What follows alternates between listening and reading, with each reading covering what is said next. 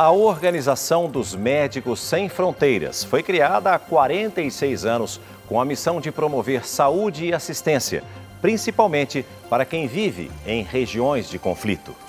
Você vai conhecer agora a história de uma mulher que, aos 34 anos, tem no currículo 7 missões humanitárias. Enfrentou o medo e atuou como obstetriz em regiões que registravam o nascimento de até 80 bebês por dia. A história da Bianca é mais uma reportagem do quadro Mulheres Hoje em Dia, contada pela Elaine Cortez. Uma das buscas mais desafiadoras do ser humano é compreender o seu propósito no mundo, o sentido da própria existência. Eu sabia que tinha o risco de perder a minha vida para salvar outras. Sempre soube, desde a primeira vez. Uma escolha que disse sim para a vida de quem não teria a mínima chance de sobreviver. Eu sei que muitos desses partos, inclusive das cesarianas, não existiria chance ou da criança ou da mãe ter sobrevivido se não tivesse esse hospital ali. Mais que uma profissão, uma missão. Para mim, o que me dá mais gratificação é eu poder fazer o bem para outra pessoa. Amor pelos outros, compaixão.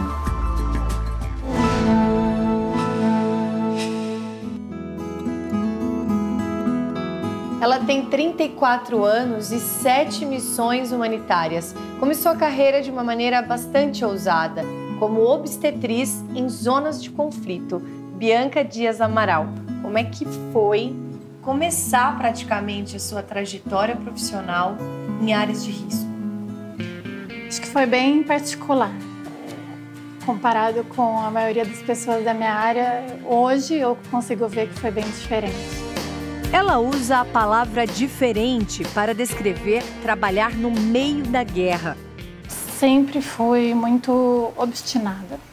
Foram 2 anos de preparação até a obstetriz ser aceita entre os voluntários dos Médicos Sem Fronteiras.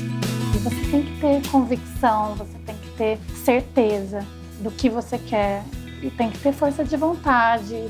E eu estava disposta a isso. E foi quando eles me ofereceram para ir para a Síria por 3 meses como obstetriz.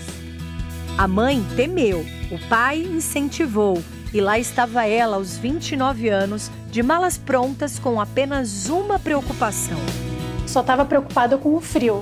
Ela decidiu partir sem despedidas, mesmo sem certeza do retorno. O que estava por vir? Eu não tinha noção. A brasileira chegou à zona de conflito.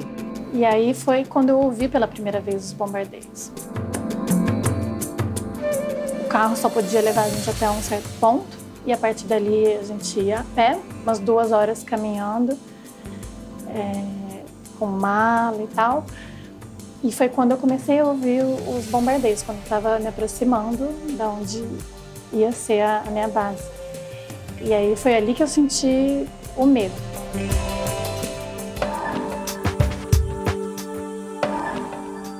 O hospital improvisado ficava perto da fronteira com a Turquia, para a população de um vilarejo de onde todos os profissionais da saúde haviam ido embora por medo.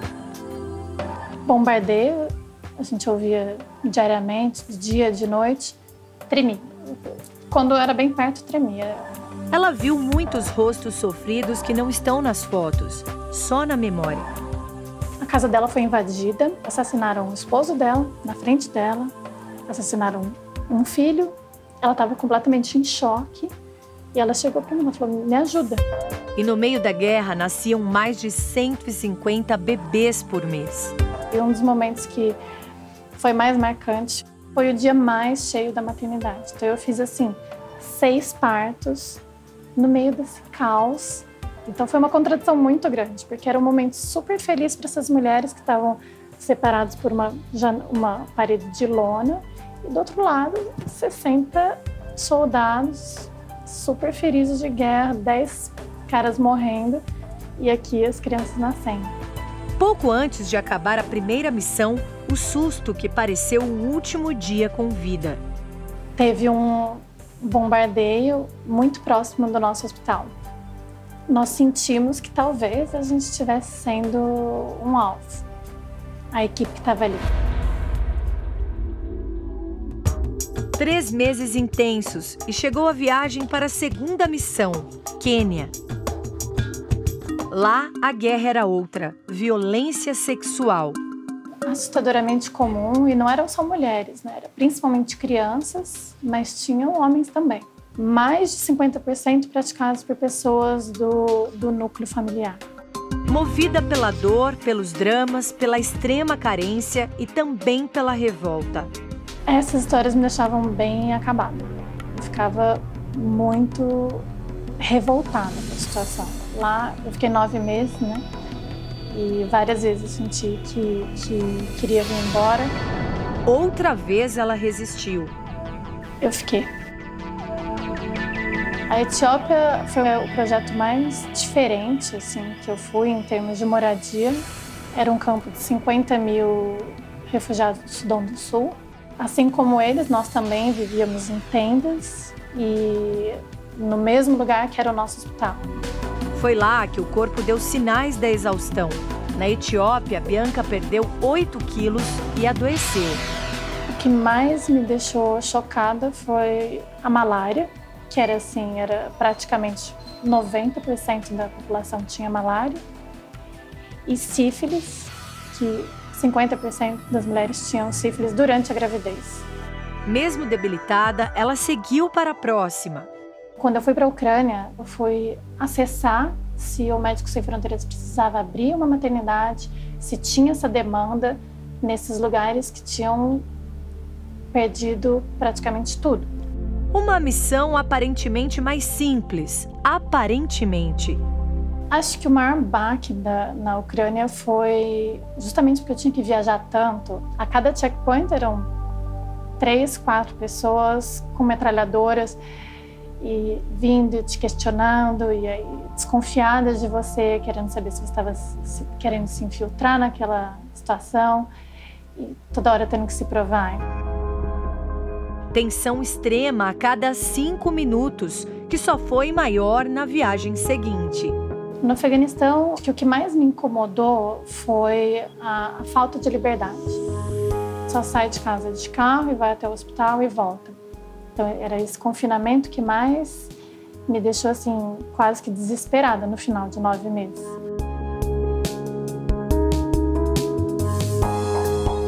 O período era pós-guerra, mas todos os ruídos serviam de alerta. Sempre uma ameaça de alguém detonar um carro, fazer essas explosões de homem-bomba, sabe? Ela comandou uma equipe de 70 parteiras no país onde voluntários eram sequestrados a todo momento.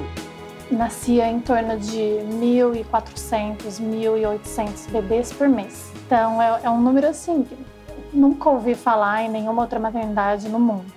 Eram 60, 70, 80 bebês a cada 24 horas. Pouco tempo depois, estava no continente com uma das maiores taxas de HIV do mundo. Na África do Sul, as comunidades onde a gente estava tinha muito mais casos de violência sexual e essas mulheres não vinham até a clínica para receber cuidados.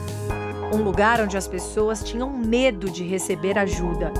A gente recebia 40 pessoas por mês, sabendo que o que estava acontecendo lá fora era mais de 200 casos por mês.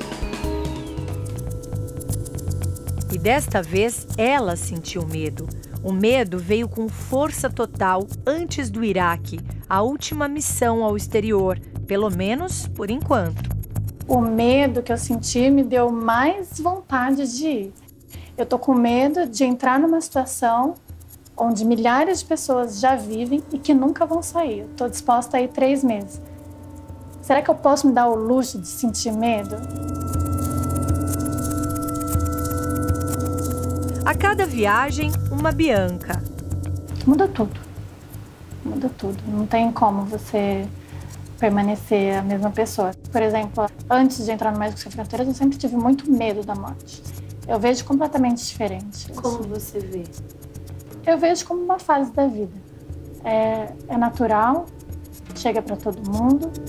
Enfrentar a miséria brasileira deve ser o próximo desafio.